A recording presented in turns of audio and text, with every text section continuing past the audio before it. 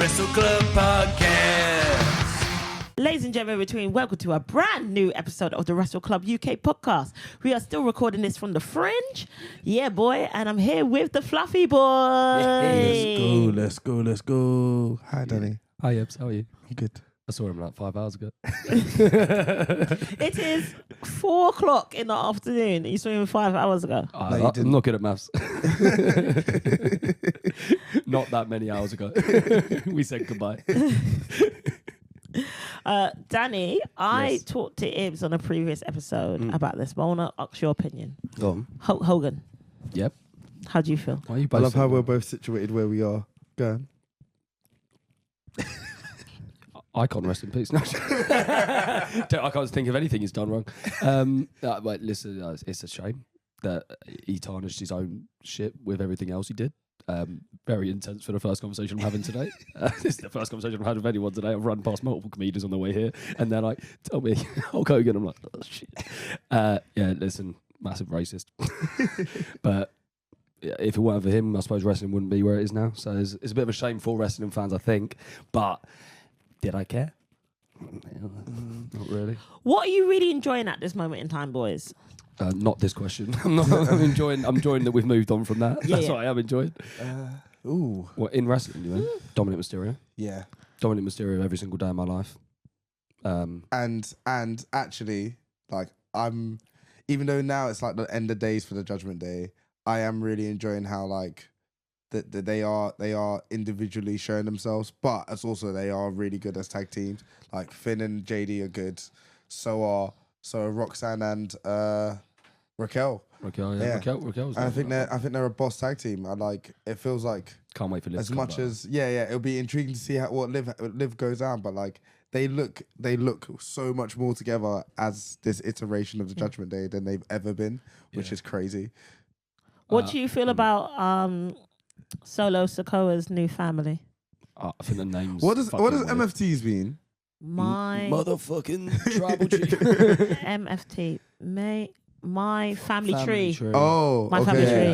I don't Okay. know, man. It's, My family tree. yeah, you know what? I actually really like Solo though. I Yeah. genuinely You know what? I enjoy him. really Yeah. enjoy Solo Yeah. at the moment. I think His he's performance, hilarious. he's hilarious. Yeah. His performance is just like, He's his the way he's like he did like the penta stuff. yeah, where yeah, it's like, yeah. I think he's actually I think he's so I underappreciated. know. He's And I'm- actually really funny. I think now the pressure's off because like we were all saying that he like when he was in the Bloodline, he was the person that was gonna like ruin it. He was gonna be the next one up. And then I think Jacob came. Yeah. Yeah. And I feel mad. maybe like originally it might have like irked him or might have like messed up his shine or whatever. But like I think now the pressure's off of him. I think he's become an actual character. Yeah. Whereas when he pulled up, he was just the quiet hench guy in the corner.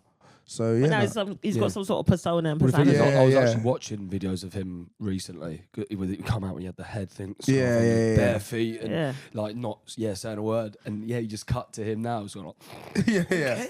And I'm also like, he's what a mad change. and also his theme song is my favorite theme song. Is it? We're ready for war. It's actually a tune. Actually, jot that, It's mate. cold. It is cold. Open the pit, mate. Yeah, We're listen. ready for Yeah, war. hey, that's jumped on the gym playlist for sure, bruv. Yeah. Can I ask your opinion then, in terms of this? Who do you think is going to become World Women's Champion next? Oh, Is it going we to- spoke about this. I think. Okay. No, we didn't. We didn't. No, It but was- I'm talking about in but between yeah. Jade and Stephanie. Who's going to become it first? Stephanie. I think Stephanie. Yeah, Stephanie's more. He doesn't rate Stephanie Vicker. Yeah. No, it's not because I just think don't rate her? it's just I rate her. people rate her ass. Do you know what I mean? It's that move. It's the mate. Tell me. I said this to you, and you looked at me as if like, yeah, you've got a point. It's like the move is so over. No, shout But out like, Booker T innit? Booker T made that move over. Yeah. But like what I'm saying is like watching. Sorry, that's Yeah, my great Booker T, podcasting, Thank mate. you. Yeah. Ibs is not having an orgasm right now. Yeah, like audio listeners go, what the fuck? What is going on? It's just like, Nah, if and you we're know, talking- you know. We're If talking you about that know, you move, know. and you start going,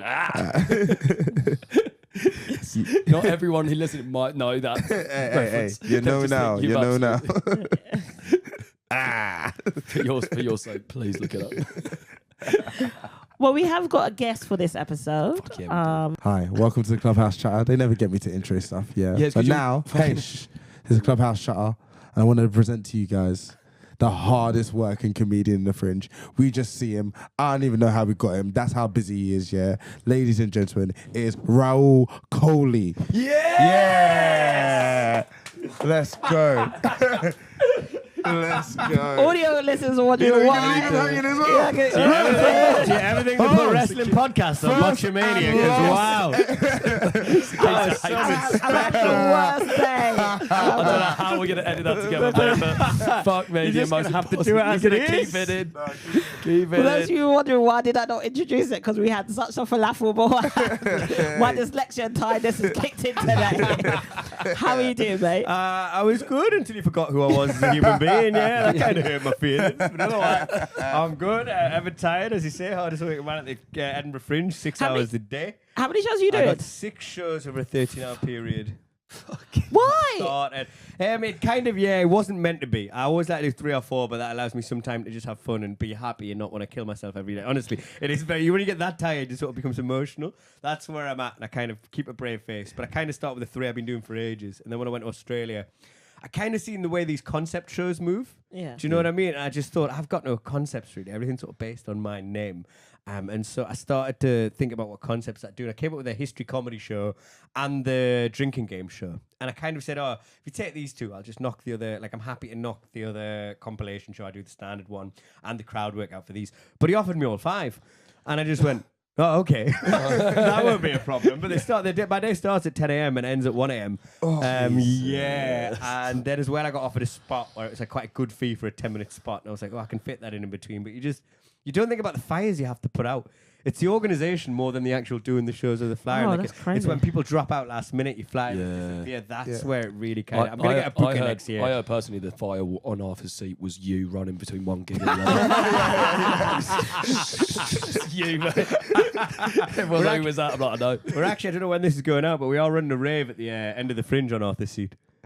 All right. We've got, I've been Bless. learning to DJ on my days off as well. I'm giving myself no rest. We will be there, fam. 5 a.m. it starts, bro. Monday morning. You're going to go up there, see me Yes, on the man. ones My and train's at twos. 9:30. Fuck it. Yeah, bro, I've been learning to DJ. I might come with my suitcase. Oh, wait, man. He's my like, you know God. how I'm going to end my Fringe? More work, baby. More work, baby. It's going to be the best How are you rave going to Edinburgh bucket Fringe has ever seen. Arthur's seat? How are you going to bucket Arthur's seat? I'll figure a way. I'll figure a way. I got as well. I got 2 of my friends in their wheelchairs. We've got to organise for getting somebody to carry them up and stuff. This is genuine. You never see anything like this. That's kind of what I want you. I want you to figure out when you get up the top of there. Be like, how there? What's going on here? How have they got the decks up? How have they got the guys in wheelchairs up? got a What is wheelchair happening? section. Oh my God. It's gonna be lit, bro. Have you Yeah, man. have you had time to watch wrestling while you've been up here? I have, but I'll be honest, I have sort of been keeping up with it, just sort of skipping through, do you know what I mean? Yeah. On the YouTube highlights, Yeah. that kind of stuff, Yeah. because it 2-3 hours. I mean, I'm watching both at the minute as well, and that's something like 9 hours of wrestling. I just don't have that to. Yeah. So to it's contribute AEW at and the minute. WWE. Yeah. So you don't watch TNA? No, I sort of watch. I've been getting back into highlights that I think they've really sort of hit a streak of form recently. I love TNA is actually how I got back into wrestling. Yeah. Oh, Because I really? sort of I grew out of it when the ruthless aggression era came in.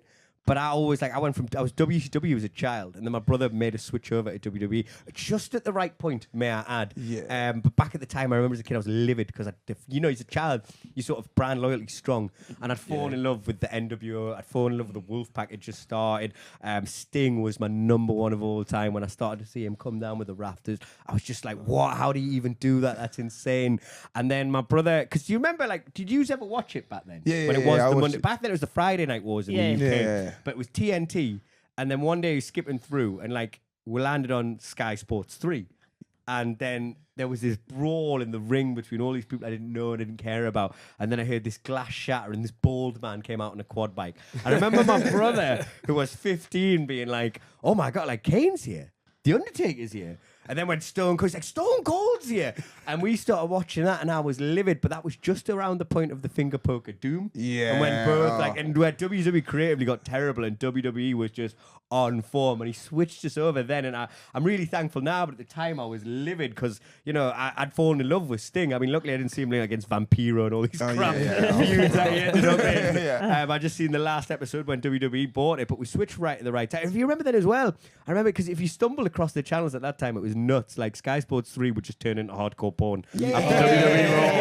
And I remember one time, like my parents were quite I don't think they understood just what wrestling was. They probably shouldn't have been letting a 6, 7, 8-year-old child watch that. But the kind of my mum grew up on giant haystacks and all those British wrestlers, and it was something that connected her with her dad because they used to watch it together when it was a bit more child friendly. So she let me watch it, and she was always happy I was watching because it was a continuation of a tradition she shared with her father. But I remember one time I stumbled upon Bravo, that channel, and ECW, and I think I may be embellishing this, but they did set a table. I'm pretty sure it was that scene where the Dudleys set a table on fire and put a woman through it. And my parents was like, "Yeah, you're not watching that." I don't know what that is, but you're not watching that. We've got to deal with the feminism. And the arson. Forget the arson. The feminism. Flip back over to the bra and panties match. Exactly. Yeah. Don't put her for a flaming table though. These two women finding a bowl of chocolate. Yeah, that's more wholesome for the family. Yeah, if you're gonna if you hear your child as a teenager or as a young adult, he's gone to a strip club, you might not be, that's great, but you stag do whatever. These things can happen. But if you hear your son put a woman through a flaming table, not a lot of wiggle room for I was in the same boat where mum came in and they were doing a live sex show, the famous Trish. Sky Sports 3 was gone the next day, bro. Gone. So I'd kind of got out of it when it was the Ruthless Aggression era, when sort of Cena and Batista were sort of starting. That was kind of when my interest, I turned about 12 years old, I hit puberty, and I was everything I was interested in, I gave up. I stopped playing football, I stopped breakdancing, I stopped breakdancing. Yeah, I was breakdancing. Brother. I stopped watching Imagine You. When you come on the radio, I've got pubes, not doing this. No, I was just trying to take girls to cinema on Fridays, and that was all I was interested in. That's all I mean. I was just trying to finger girls in cinema. That's one thing I directed my mind to. And either that was productive or could have led to any particular future. I just packed in. I was just girls cinema. That's what I'm into now, right? That's it. Breakdancing was on a Friday. SmackDown was on a Saturday morning, and Raw was on a Friday night back then still. So I packed all of that in, and that was my only interest. But when I was about 15, I made a good friend, Tom McMullen, still very close friends with him, but he lived around the corner from us. We got to know each other quite well, and we'd spend these days. And he was still watching wrestling, and he told me that Sting, my number one, was still around. And I was like, well, what? Is Sting? Around like a bad smell. He should have gone. He's still there. Hey, his TNA work was phenomenal. It was incredible. But then his yeah. stuff with Seth Rollins was abysmal. That was Vince's fault, though. Do you know what I mean? I'm not going to put that on Mr. Steve Borden. Vince has many faults. I mean, Sting's not up there. When I found that out, I was like, well, where is he? I thought he'd just be hiding in the rafters that entire time. So I was waiting for the time to strike. I was like, what is it? Oh, he's on this WCW will be back. Just waiting with his crow. Some tree in Atlanta, just reapplying his place. Your man's up there with him just counting down the days. They'll call me. So he's on this channel called TNA, and that wasn't, I think that might have been on Bravo briefly. Yeah, and the wrestling channel as well. Yeah, the wrestling wasn't on Spiked. 427. We didn't have Spiked in the UK, but it was on something like that. Yeah. One of those weird 127 channels on Sky, you know what I mean? Where you just start getting that weird, nobody knows what the they channels really are. for man. Yeah, but they're not even always. Sometimes you got cheaters, you got the weirdest shows ever that I come across on there. They're the ones where you just stumble across them. Where it was before the internet, TikTok became a thing. It was 3 a.m, you got your kebab, you come up from your night out, and you're just stumbling through. And it's usually Family Guy you land on, occasionally you land on something like that. ITV4, that kind of those sorts of channels. And I started watching TNA. And I got mad into TNA. I thought TNA was really good. The main event mafia stuff. Yeah. I think the Sting Mick Foley match. I was telling someone the other day they'd never watched TNA. They couldn't believe Sting and Mankind had done a match together. And I remember watching Mankind and Rick Foley. Ric Ric Flair. Flair and Yeah. Mick Foley. That's what I'm going for. Ric Foley. That would have been a character. Just a homeless man going, woo! The most crackheads you see, really, isn't it, Ric Foley? Cowgate, mate. It's Ric Foley again. Well, this is going to be a thing now, isn't it? Ric Foley. Very strange. Oh, Rick killed that.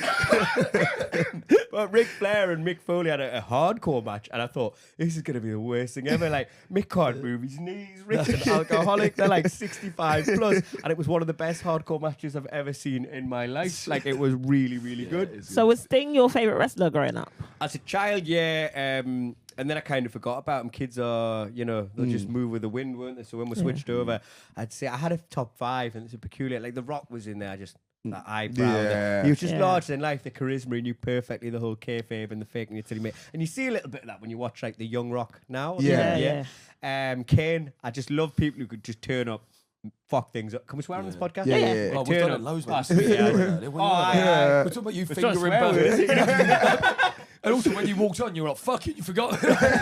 We're so deep in now. What a weird time. Like, can I swear, by the way? Live sex shows and everything. It's a bizarre thing. I just kind of realized I said, but I thought you might edit it out. And I was like, actually, because I just want to make it as easy for you as possible to edit. But like Kane, people who just come up, fuck things up and disappear. I love, because he was a bit of a sting in that sense. Do you know what I mean? They'd come from nowhere, they'd be a bit creepy, and they'd just tear shit up and disappear. Like when I remember, and so it's them two, Stone Cold, X-Pac. I really like X-Pac. Just the music. X-Pac. I never knew that's what they were saying. I thought it was like, I didn't know what he was saying. I thought he'd make some noise. You think you could tell us what to wear? And Jeff Hardy were my top 5. Jeff Hardy had the manliest man paint in his nails. You know what I mean? 100%. Like I was diving off of everything, swanton bomb. And I learned a swanton bomb, I learned a worm, I learned a spinneroonie, I learned the eyebrow. As a kid, I really wanted to be Howard Finkel. Really? Yeah. Ladies and gentlemen, welcome to the ring, weighing at 300 pounds, Rikishi. I've always wanted to be a ring announcer. I think I got the pipes for I it. think you do. I think if you did that and then busted into some breakdancing afterwards. Spinneroonie, Howard Finkel. Rikishi. So Scotty Too Hot comes out, you're just doing a dance with him. Let's go. I love them three though. Too cool when they did that Yeah, Royal yeah. Rumble scene. But I remember when Kane and X-Pac had that tag team. Oh, and then they did it. I thought they were like, and I love that. That was my favorite tag team ever, more so than Rock and Sock Connection. And then when X-Pac betrayed him, For Tory. that broke my heart as a child. It wasn't even Tory Like, I Wilson, it was vividly the other remember that. Tory. Oh, was it? I think it is was the the other other Tory. It was just Tory. It was just Tory. I was still heartbroken over that. But then when Kane came back with Paul Bearer, Yeah, you're when just like, the we're whole back, DX, baby. like Stephanie was in, and like Jerry the King's kind of like, it's a bit, you look back on it now and he's you don't have to look back on it, he's still with like a child now, but like, he's a bit dodgy, but you look back and he's like, oh Stephanie, come closer. And like the darkness goes out and you hear, that's I think when Kane first switched to black and the red. He switched them the colours. Yeah. And then he started to introduce the organ into the thing. And oh my, that was one of the best returns ever. That was my top 5 in WWE. So did you get into wrestling via your brother? I got into everything via my brother. Not fingering women at the cinema, but that was all would be you. weird. That was all you. Into it, son. That was there. But all my interest when I was a kid, everything I got interested to was via my brother. My music tastes. He was my older brother. My dad was at the shop because some stereotypes are true. And he was a typical immigrant child. He worked 364 days a year, 12 hours a day. He was on started at 6 a.m. You wonder where my work ethic comes from. Dad. Started add up now. He started at 6 a.m. and he would finish at 10 p.m. So I didn't really I love my dad. I appreciate what he's doing now, but I didn't really see him. I was able to sort of look up to him as a character and idolize him the way I did my brother. He became my male role model, and everything I was into and did was through him. Was your dad also DJing? Yeah. On a hill. That's what he did from 10 till 6 after. You know what? One second. Not quite. I would have loved to see that. You walked in my dad's shop and he's got the one. Boss Masters. DJ Bossman. Fucking That's my DJ name. You've just we got you. DJ Bossman. DJ Bossman. I was going to go for Daddy Caramel, but Daddy Caramel works there. Yeah, no. But I like DJ Bossman. DJ Bossman works. So you obviously mentioned that you watch both WWE and AEW. Which one is your preference at the moment? At the minute, do you know what? I'm flitting with the wind here. It's AEW at the minute. I think WWE's kind of gone a little bit stale, and I think they're sort of a bit. For me, AEW went on just this like kind of nosedive after the whole Punk Jungle Boy saga, and then kind of creatively couldn't find their feet, because you see that happens in wrestling. That's what I think makes fascinating. Like real things happen and then screw up every storyline they've got planned. So you've seen it at the minute with the Travis Scott WWE fallout. You kind of don't know which direction to sort of go in with that, because everything they planned is now just falling to shit. It's kind of happening with AEW, I think, with the Hurt Business and MJF. I thought that was a really fascinating little storyline, and they put the brakes on it too soon, and there wasn't really a comeuppance. Yeah. So I don't know who the comeuppance was meant to go, whether it was meant to be the Hurt Business or WWE, but you're hearing about this heat backstage. What I was saying, the boys don't really watch AEW, which is really? annoying. Keep up with it. I try my Instagram, best. YouTube, Yeah, right? you try your best with all your hoeing. Go I on. probably wouldn't be like. I still think as an adult, like it just got to the point where WWE was so creatively devoid for me that it wasn't that I'd grown out of wrestling. I just thought Vince was just taking me for a ride. With the 3 hours of having my intelligence insulted. I was like, I can't deal with this anymore. So I kind of just completely was out of wrestling for a bit, and then in the past, a lot of people have been telling me AEW was the vibe, right?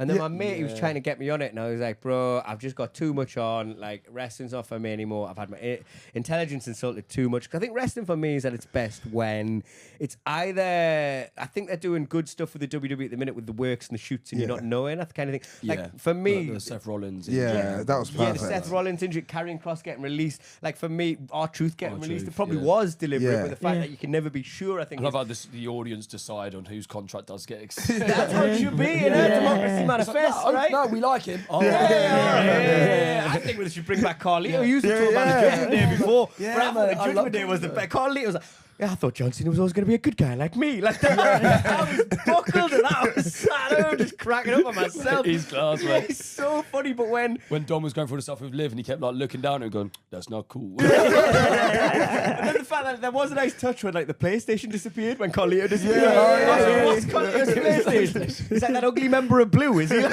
Just there because he's got the PlayStation. But that moment when Razor Ramon and Kevin Nash jumped over the barrier, I feel for me that kind of set wrestling on what it's kind of meant to be in the 90s and the post-internet era, where you kind of guess. But also, we all know it's kayfabe, it's scripted. And so I still think it's also its best on the complete opposite side of the spectrum, when it's just ludicrous, when it's almost like too outrageous, and you're like, that's obviously fake, but it's the funniest thing I've seen in my life. So these people are telling us again, nah, and then like the pandemic struck, right? The only thing still on are WWE. That was the funniest thing ever, how they got the emergency worker. Like it was like the fire department, the edit, like the whatever, like the ambulance drivers, the police, and the wrestlers. Like key workers.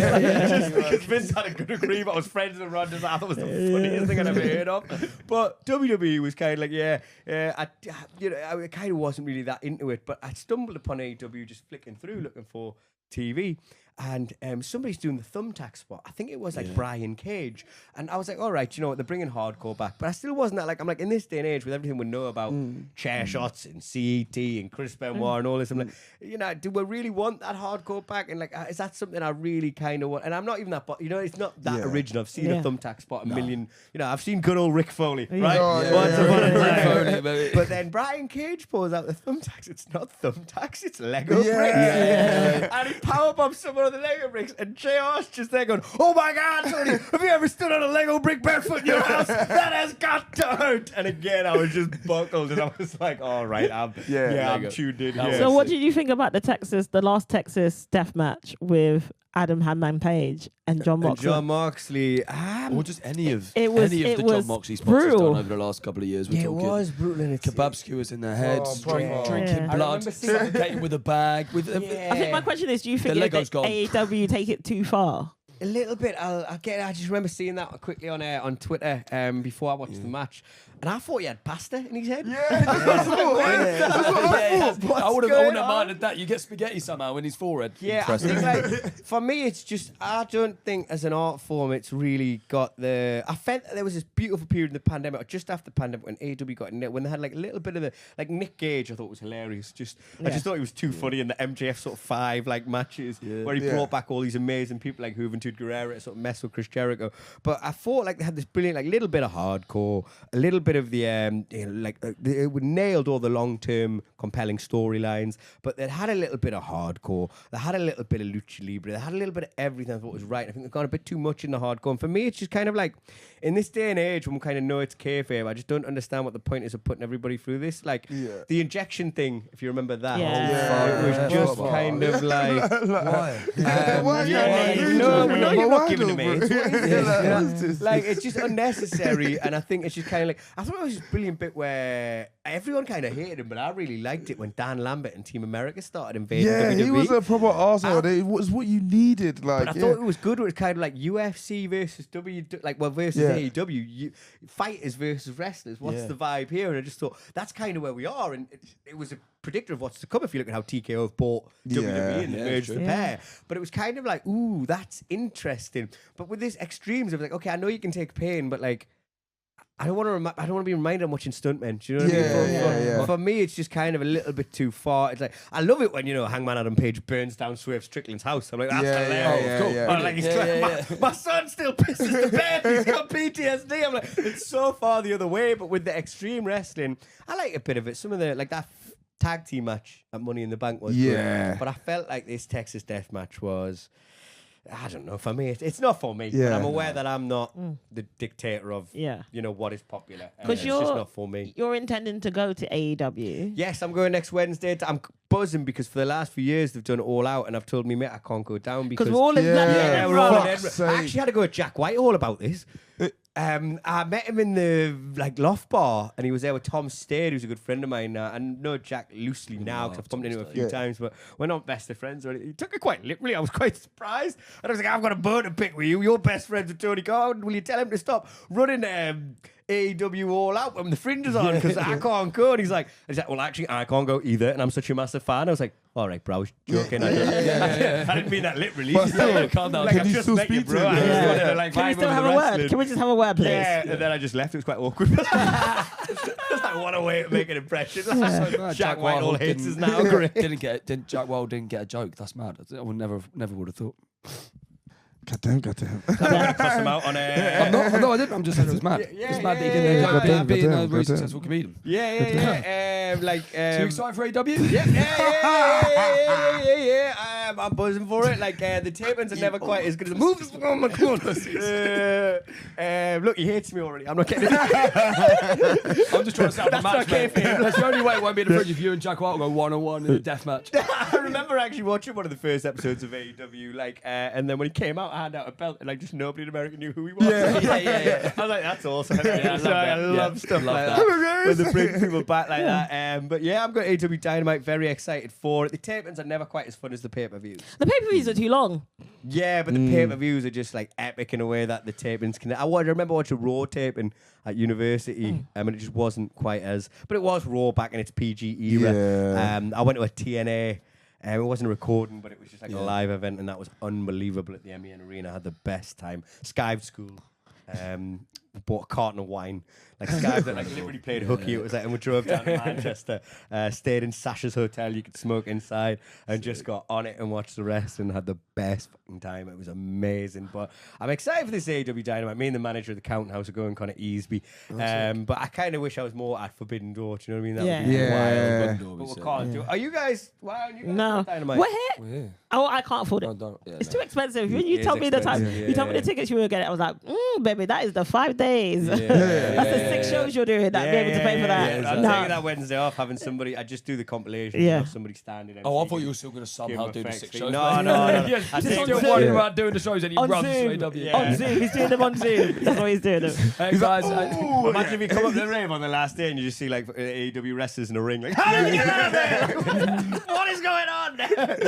No, I'm taking the Wednesday off. I'll have a lie in, and then I'm just gonna start having a few pints because that's the last weekend anyway. That's the and that's when I get on it a bit. It's usually from the So You Think You're Funny party. I'll have a first drink and I'll have a good time. But for me, it's gonna be Wednesday through till the Monday. Now I'm gonna just have a few drinks, go there, watch a rest, and I can't wait for it. But because it's not live, there probably won't be as many commercials and stuff like that. Bits where you're waiting around. So I'm pretty excited. Yeah, but it is expensive. But I tell you what. I can see why they're not selling out. Like, the tickets are still like there's a lot of tickets available. Really? Yeah. Okay, Is fine. this like the Hydro? Event. Yeah. Yeah, it's like the Hydro. But it's that economic concept, price discrimination. What was it called? Price discrimination, where you try and get as much money from each. Oh other. yeah. okay. I thought you were talking about So Dynamite. if I crash that, if I was them, I'd just crash the price the day before. Yeah. And have a full arena. It's gonna look sick, but they've been doing these 1,100. That place where it looked like a Casa Benitez. Did you see the recent AEW? Oh, guys in a Mexican restaurant. Yeah. But I would just crash the price and just have a full arena. Yeah, exactly. Sick, do you know what I mean? So in terms of like actually I say WWE and AEW, what is your current favorite thing that's happening at the moment? What storyline or what? For me, feud? having been invested into it in 5 years and the way they're drip feeding it in and just getting to the long-term storytelling, that MJF Hangman, when it gets to it, I just think you're watching two of the best homegrown AEW produced. Yeah. You know what I mean? I've not imported anyone over. That's homegrown. Yeah. And it's just, I think they're two brilliant and particularly with Hangman, do you know what I mean? It didn't quite work out with him with CM Punk, and there was a big fallout there. And CM Punk is one of my favourites. Him calling him an idiot and an airhead. Now, I thought it was nasty. I thought it was uncalled for, but I don't know what happened backstage. I don't know what's going on between him and Colt Cabana. So I don't want to get drawn into that. All I know is that I've always loved Hangman. And every iteration of Hangman I've really enjoyed. And just the concept of the anxious millennial cowboy.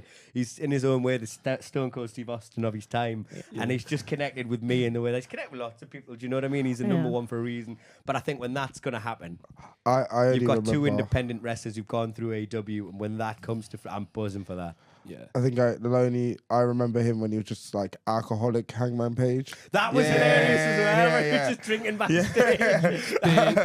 Beer's putting him down.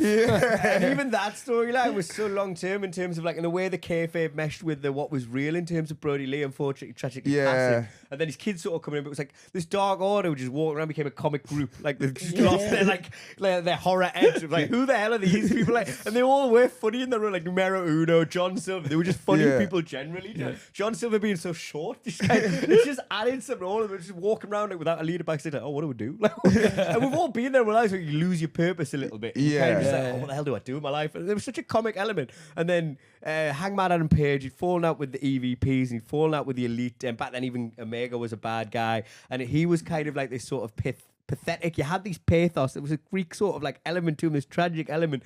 And then like the Elite still being like, oh, you want to drink, like you're an alcoholic, you let us down. And then being like, we all get problems, don't worry. Like, and then him becoming the de facto leader. And that moment, it was the 2021 Fringe, best Fringe ever, by the way, because 11 of us came up and made all of the money. But it was that Fringe. I remember, like, I didn't fly once, sold out every room. Oh, it was brilliant. But I remember... See, that was when wrestling felt cool again. It felt like the start of something new because CM Punk came back. Brian switched sides, he joined WWE. And the fact that he had Adam Cole and then Brian. But that one, there was a match between the Elite and the Dark Order, and their entrances was something out of this world. Because the Dark Order came out, and then it was like, what is it that makes a cowboy? Yeah. It's not the boots. It's not the hat. It's the sticking up for your friends and picking them back up and getting up when you get on the horse. And then all of them come out with the purple bandanas looking like Grove Street. And you're like, fuck it. I actually put it on my playlist. It kind of ruined the vibe a bit, but I'm just I had all these. But then I thought, how they're going to top that? And then the Elite came out, that Space Jam. Y'all ready for this? And they came out bouncing balls. And I was like, and it was just the opening few seconds. And it wasn't even a pay-per-view. It was a Dynamite. And that's what Dynamite did well then. They made every episode feel like those Monday Night Raws during the war. Every episode felt like must-see television. Every episode felt like a pay-per-view. And I remember that so vividly. I was up there like 3 in the morning just going, this is the best thing I've ever seen in my life. So we asked you before you came on here, if you was to have a dinner party, what 3 people, wrestlers or maybe people associated with wrestling, that you would invite to your dinner party? Just Stratus Slater and Tori Wilson. Okay. So welcome to the Bunda Club. Bunda Club podcast. He's taking them all to the cinema on a Friday night. You want to go see Van Helsing, Trish? I actually have a whole story. I don't know if you want it in my solo show, about vividly remembering the first time I got a sexually induced erection from watching Trish Stratus. Yeah.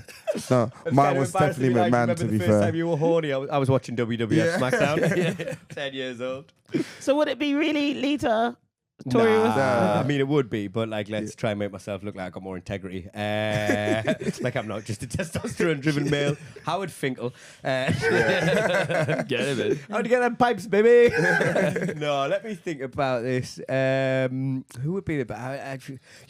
At first glance, I think like Ric Flair, but I think he just probably like at first he tells some good stories, and then they just again become like pervy. And you probably ruin the vibe a bit. Wouldn't you? And just start repeating the same stories. You're like, Rick, yeah, you've told me that. Yeah, I think I'd have Hulk Hogan, Bobby Lashley, and Farouk. Just to see how that panned out. And Jesse Ventura in the back going, yeah, get him! Get him! You can walk out of the cage. That's bullshit. I love Jesse Ventura.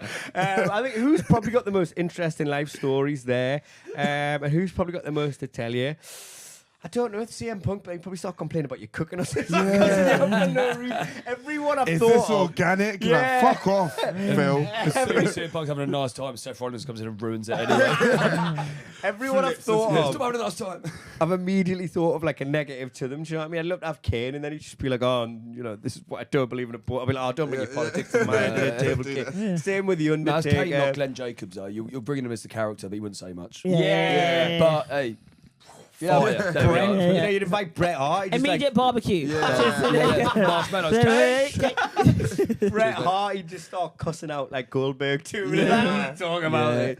I wouldn't want Goldberg. He'd be boring. The Boogeyman, that'd just be funny, wouldn't it? Yeah. I'd probably say Mick Foley. I think he's got a lot to talk about. And Yeah. we've got some crossover there. You probably know some people I know. Yeah. So I don't know if you know the comedian. You should get him on the podcast if you get him. He's based in Newcastle, but Carl Hutchinson. Oh, Yeah. Big into wrestling, and he's told me some funny I've seen stories. him a few times, and every time we've met, we just talk wrestling. Yeah, he's big into it. Me and him, we had some lovely car shares back in the day when I used to support him.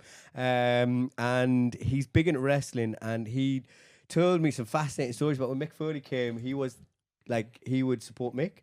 Yeah. And, like, they just got these crazy stories about them eating cheeseburgers at like 2 a.m. after a show in McDonald's car park in the car.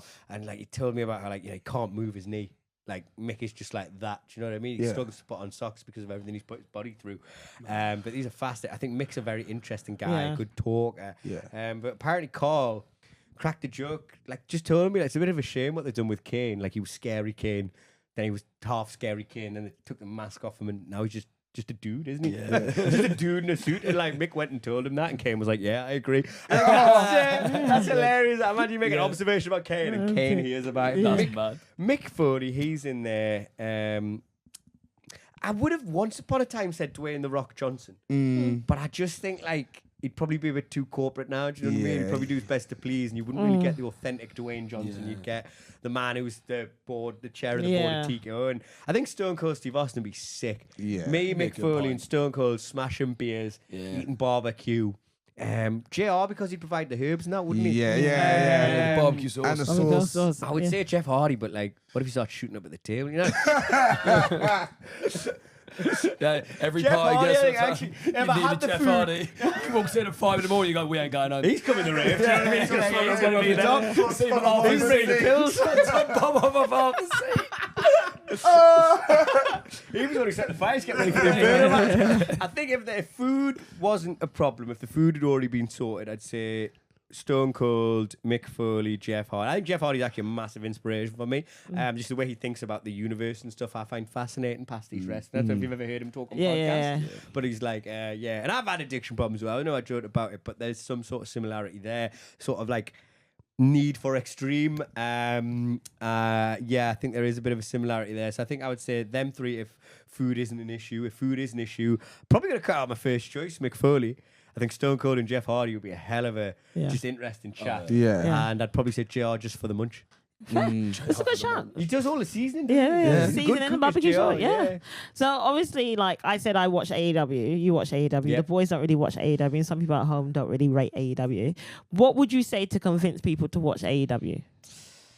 Lego bricks, man. That's what you do. Like, I convince them to AEW. I don't know, because I think like if you're not open-minded to it, it's the same with people who are just AEW and won't go to WWE because they think they're like alternate or something. Like if you're not like, you're closed-minded, you're a freak. Get over yourself. Like that's what I would say. I'd take my heels and no, like, 'cause I just think if you're so committed to a brand, you're not going to switch. But I'm always like, there might be a party going on over there. Like, Yeah. growing up, I was a Yeah. hip hop and R&B FOMO, and a yeah. house music kid. And then my brother, like, that's what he got me into. And then I met these goths. And I just became friends with these goths. And they weren't even goths, they were just in a classic rock, but they had long hair and that. I thought they were weird. Like, I didn't listen to Nirvana or They anything looked a like little that. bit like Sting, mate, and you got excited. Yeah, that's what it was. Like, one of them came from the rafters, just fell out of the roof. I was like, all right, mate, what are you? But they took us all these concerts that I would never have thought to go to, like Deep Purple, Guns N' Roses, Velvet Revolver, and I was very privileged. I didn't realize I was watching some of the biggest rock bands at the time. Yeah, And because of that, I kind of like I realized there was a vibe at these places, and just I wasn't in on it.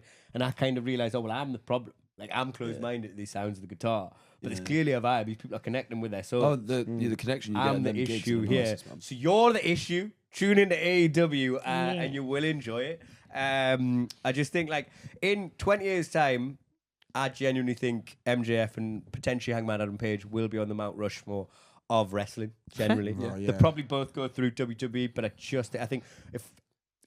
When Hangman Adam Page, if he ever comes debuts at WrestleMania, it's like, you know the way Cody did? Yeah. And it was Well, like CM AJ Punk's Styles like when he guest. come out, Yeah. TNA grown, and then was like, you heard him at Royal Rumble, you're like, no, it's actually him. Because you never knew the theme tune. I was like, this theme tune, they don't want, they don't want. And I was like, who the hell I is lost Phenomenal. You're like, yeah, the hood came up. I was like, can you imagine CM Punk's way to see his mystery opponent is to headline like WrestleMania? We wouldn't headline WrestleMania with a mystery opponent, but he's doing a mystery opponent, and then you just hear the boom. What is that makes a cowboy? And then Hangman comes up like Cody on a horse. Yeah. Oh my god. WrestleMania, they'll get him on the horse. And that was what I thought made AEW, and actually some of WWE's best stuff during the pandemic came from AEW. Yeah. Because they went for that whole like Thunderdome. Yeah. And AEW went, we're just gonna like have an empty arena match. We're gonna have a guy on a horse. You know? Yeah. That was crazy. And I think WWE actually takes some of their best ideas from AEW. So you watch it at the source. But if you want to see what I think are gonna be the Mount Rushmore of wrestling, 2 of the 5, before they actually get over to the other side, before they become those big time wrestlers, get into AEW now. Lovely. Now, before we end the podcast, thank you so much for coming. We're going to Thank you for do having me. our blind rankings. So I'm going to give you 5 wrestlers who went to AEW from WWE, and you need to rate them in order, 1 being the highest, 5 being the lowest. And I don't know who the next one is. You don't know who the next one is, and you can't change your mind. Okay, So okay. you're ranking them on who's done better or who's the favourite? Or maybe who your favourite is, or which one you think has done better. Maybe like your top 5. So if I put one in and then somebody comes in and like, let's can't say move. this You can't guy's change one, it. I can't. No. Oh, Ready? what a torturous game. Yeah, go on. Okay. It really pisses you off sometimes, but honestly, you'll Can't get the first imagine, one. I You go, can't imagine. Okay, we're going to start off with FTR. I love their theme tune, you know. They've really connected. I didn't like them at all in WWE, but in AEW, I love the pink. I love the doon doon doon doon doon. I could play that in a rave. It's actually my DJ playlist. I was thinking about I could drop that into a rave and nobody would know. You weren't in a wrestling, but it's a banger. DJ Bossman. And I like what they're going on with. Have you seen what's going on with? Yeah. See you. Yeah, with Stokely. Yeah, it's great. I'm short. I can't get no hose. I've been fighting over. That's one of the funniest promos I've heard. I'm gonna say just because I reckon I'm gonna say 3 3? for me. Okay. Yeah. Oh, this might piss me off because it could be 4. Okay. John Moxley. 5 for me, you know.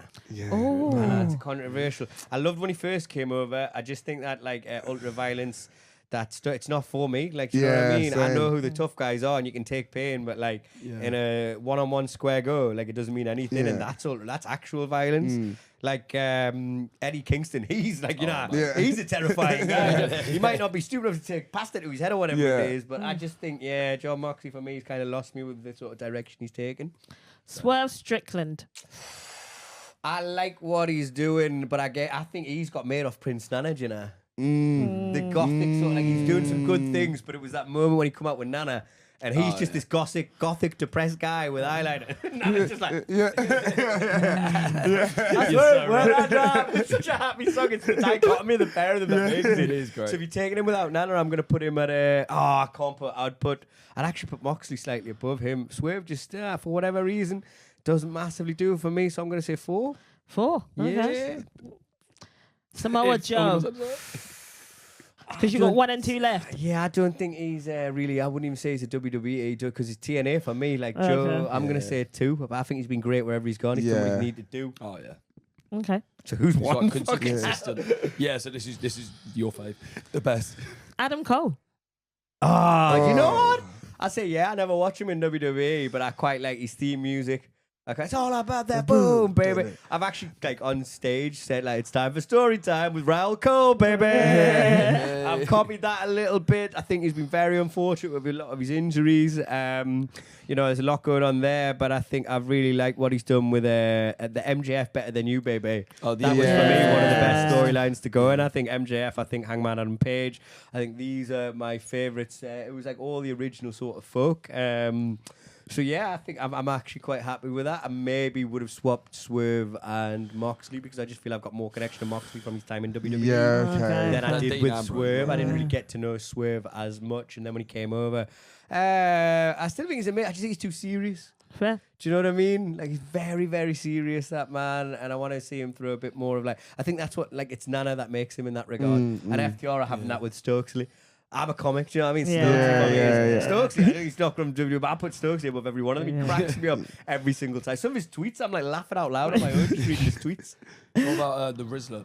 Where would you put him? The Rizzler? The Costco guy. Yeah. No, where do they go on the list? He's somewhere in the middle, to be fair. I think he's brought fresh eyes to WWE. That is the one thing I saw AEW doing. I might watch. When I saw the Rizzler up on the ropes going, yeah. I was like, fuck off, mate. Yes. It's stuff like that. Makes it like, I love when, is it West Side Gun when he turns up? I was like, when Rick Ross came in and just started cussing left, right. That made me laugh like mad. Like, I like when these sorts of outsiders come in and make wrestle. Do you know what? It is good AEW. It's just like I just don't get around to watching it. Yeah, we know why. Hey. Well, thank you so much for joining us. Thank you for having us. We appreciate you. Please do go see Raul on tour or around the country. He's an amazing comedian. Please do that. This week's episode has been joined by the Fluffy Boys. Our amazing guest, Raul. Raul. No, you got it right. I keep putting a H in it because I know you from before you changed your name. As always, I've been the head of the table. As always, I've been the head of the table, Sikisa. Join us for a brand new episode. Follow us on Instagram. Follow us on all your major platforms for podcasts. This has been WrestleClub UK Podcast. WrestleClub Podcast. WrestleClub Podcast.